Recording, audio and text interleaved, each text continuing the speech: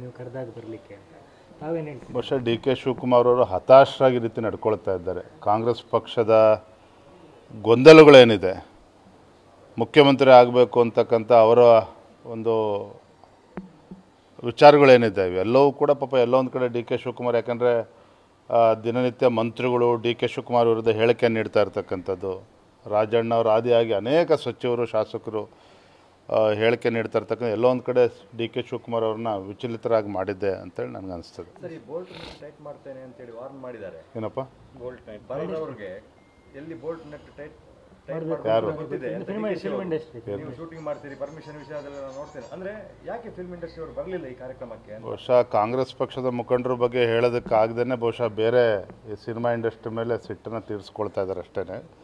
ಇದು ಪ್ರಜಾಪ್ರಭುತ್ವದ ವ್ಯವಸ್ಥೆಯಲ್ಲಿ ಇದ್ದೇವೆ, ಈ ರೀತಿ ದಬ್ಬಾಳಿಕೆ ದೌರ್ಜನ್ಯ ಇದೆಲ್ಲವೂ ಕೂಡ ನಡೆಯೋದಕ್ಕೆ ಸಾಧ್ಯ ಇಲ್ಲ. ಡಿ ಕೆ ಶಿ ಅವರ ಈ ಸಾಫ್ಟ್ ಹಿಂದುತ್ವದ ನಡೆ ಏನಿದೆ, ಅವರು ಯಾರನ್ನು ದಿಕ್ಕು ತಪ್ಪಿಸ್ತಾ ಇದ್ದಾರೆ?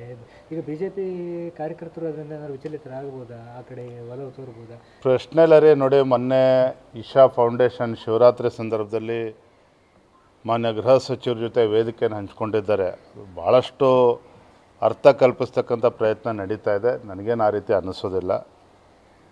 ಆದರೆ ಒಂದಂತೂ ಸತ್ಯ,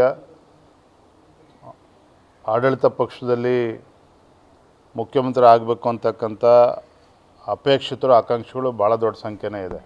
ಹಾಗಾಗಿ ಬರೋದ್ರಿಂದ ನೋಡ್ತೀರಿ, ಎಲ್ಲೋ ಕೂಡ ಕಾದು ನೋಡಿ. ದಾವಣಗೆರೆಯಲ್ಲಿ ಅವರ ಪಾರ್ಟಿ MLA ಡಿಸೆಂಬರ್ಗೆ ಬದಲಾವಣೆ ಆಗುತ್ತೆ ಅಂತ ಬಹಿರಂಗವಾಗಿ ಹೇಳಿಕೆ ಕೊಡಲಿಕ್ಕೆ ಶುರು ಮಾಡಿದ್ದಾರೆ. ಸ್ವಲ್ಪ 3 ತಿಂಗಳು ಲೇಟಾಗಿ ಹೇಳಿದ್ದಾರೆ, ಇನ್ನೂ ಮುಂಚಿತವಾಗಿ ಆಗುತ್ತೆ ಅನ್ನೋ ವಿಶ್ವಾಸ ನಮಗಿದೆ. ಥ್ಯಾಂಕ್ ಯು, ಧನ್ಯವಾದ.